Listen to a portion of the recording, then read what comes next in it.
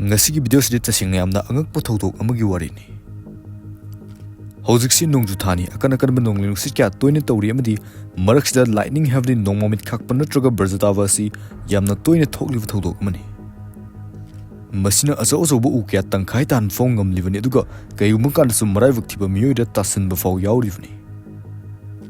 Aikhoina yumda sizinariva electric outlet si average oina 110 volt ni. Masigi electric asibu supply tawriba mafum kyada tingliba wire asina 100,000 volt ni. Aduga supnagi lightning amagi bolts na 10 million ni. Masigi su matakta lightning ki temperature si numit ki laimaidagi saruk ani hena sarivani. Masigi sathikrava kidingai orva lightning sina nangwara taslage haidana khalasi nang kari fibam oigani. Masigi charge na akoida taslakpasi supnagi second kharagi warini koininga changadu munatti. Ikang khanguduna tasilakpada charge aduna haksang manungda sinma thungna changkhiduna aikhoigi heart si mathau tawba lefale. Masina maram oirga aikhoigi atai organ sing amadi nervous system sing si mathau tawba lefalibani. Lightning na aikhoida tasilakpase aikhoina pakna khanghogudab natti karigumba kanda aikoi si gyan mangduna dum takidawribani. Aduga gyan manghaudragasu maina chingmu chap manana aikoi si khaplaga leidawribani. Adubu lightning na aikhoida tasilakpagi chance si asukimting nemi Laivak TV dagi amurak tarakragasu anirak subo ina tasilakpagi chansina amukka hena nemi. Adubu yamna ngaglibu wafam amana nupa amadi lightning na amurak aniraka nattava 8 lakh tasilaklibani. Masina maram oraga marksi Guinness World Record of Fox chanba ngamlibani. Nupa adugi maming si Roy Sullivan kawi aduga marksi 1912 ta Greene County, Virginia da poklami. Mahaki masil manau tare lerami Roy si masil manau atai gumna yamna isam samjaba misakni. Adubu atai masil manau natwa mahak si khaktane lightning sina yamna pamjarivasi. 1930s ki matamda mahak si Senando National Park ta security oiduna lerami. Mafam sidani mahaki angak body si horakadurivasi. Ahan boina 1942 numitu nong yamna kanna chubunumini Roy nong da chotraba haiduna tawar amada changduna lerami. Adubu lightning duna tower da hanjin taslakuna tower du maina chaklami. Madudai Roy mapana senthoroklami tanja adu lightning amana Roy gi yet ki khongdo na taslaklami mahaki makhongi khungum matona du hotrong horami. Madugi matung chahi kuntre lerga 1969 gi July da Roy magi thabuk ta hompak adu da car ma thauruga duty tawri. Tanja adu nonglin sit kanna tawruki madi car gi thongna adu lightning amma fauzilaktuna Roy da taslami. Magi pa pisum amadi masum khara lightning aduna sakte khirami. Roy car adu thongna gyan manglam medu laivak phava mana car adu lambi loiramda hek mapal da lep khirami. Asumna minute trang amuk leraga Roy wakhal taraklami maksi khwaidagi su dawgaba aduga khwaidagi su dawgaba misak havduni.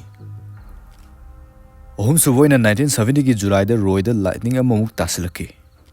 Numituki weather si nong karisu manglam dedabu ikhang khongduna atyasi nong na pungma mamkhiduna akhak arau kyaga loinana nong haitharaklami.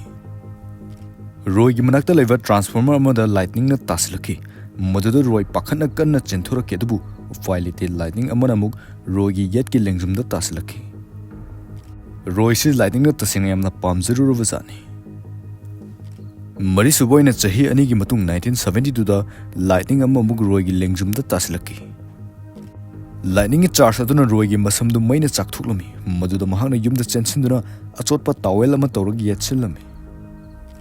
Hanjin tasilakpasidadi Roy su akiba fawba horaklami magi tungda boot kumba karigumba khangdaba ama ineravjala kaina wakhal jajat khanba horaki. Masidai mahakna chathoksin tawba matamda lightning tasilaklaga mai chaklakpada muthatnaba haiduna ising bottle ama du mahaka loineraga puba horami.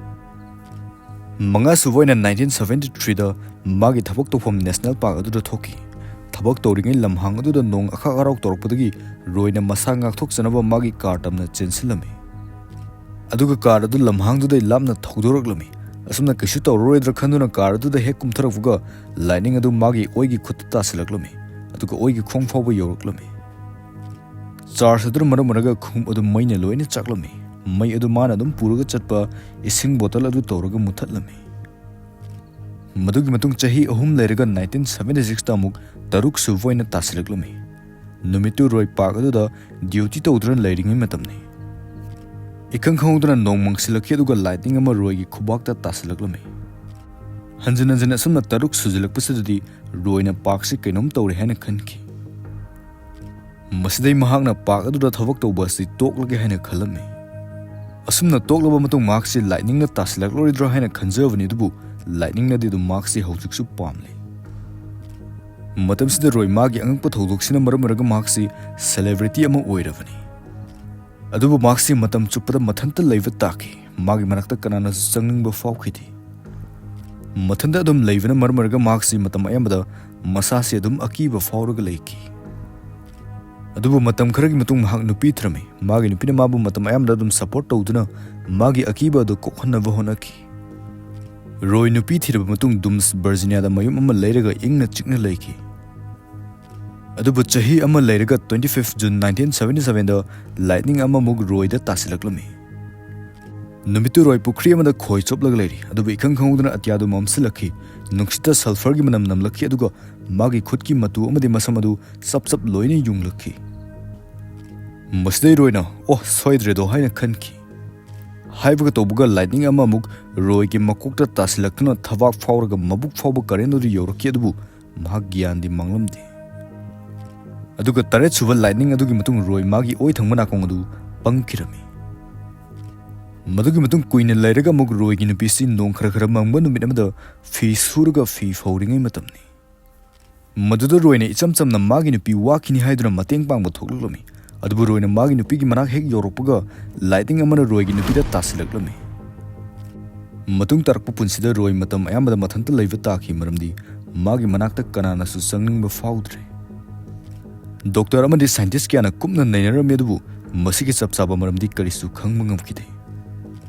Masigi maramsi scientifically tan chanavani haina phongdokhi. Asumna scientist na faw khangba ngamdrabasida Roy masa mathanda angawba amaga chap manana leiki.